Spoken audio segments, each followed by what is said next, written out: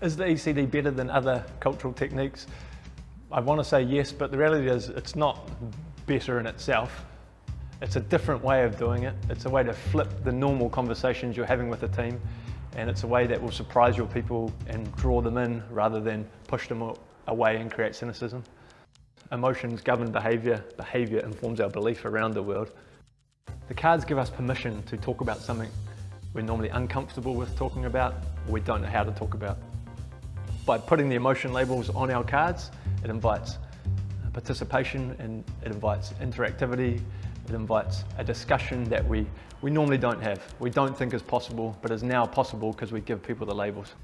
My advice to leaders using this game, or leaders having conversations about culture full stop, is to go first.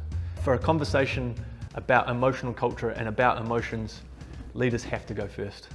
By going first, we show our vulnerabilities, we open ourselves up, and that invites reciprocity. It invites our people to then also open up and be vulnerable and share their own emotional drivers.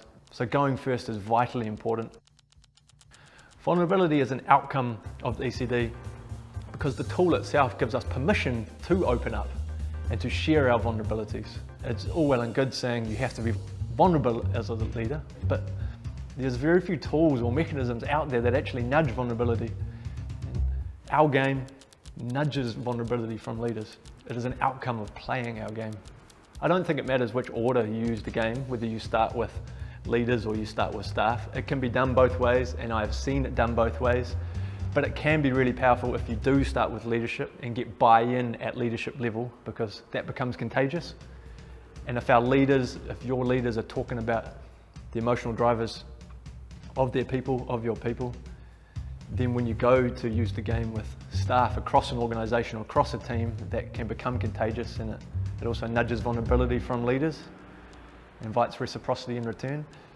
But saying that, it can work bottom up as well, and you can start with staff and then work your way up to leadership level, but certainly getting the buy-in and engagement at a leadership level is really important to the success of any rollout of the emotional culture deck or a cultural program full stop.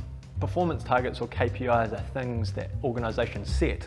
However, we don't often understand the environment we need to create to help us achieve those KPIs and those objectives. And so the emotional culture deck allows you as an individual and us as a team to create the environment that's going to allow us to reach those KPIs and performances. We don't often have a measure apart from the KPI that helps us go, this is exactly what we need within our environment to achieve that. And so when there is a crisis within a team or within an environment, it's a way to bring people together and help them to understand each other, where they're at now, and also where they'd like to be in the future. And so at any point in time, if there is a moment of crisis, whether it be big or small, this game can be really powerful to help people navigate that crisis.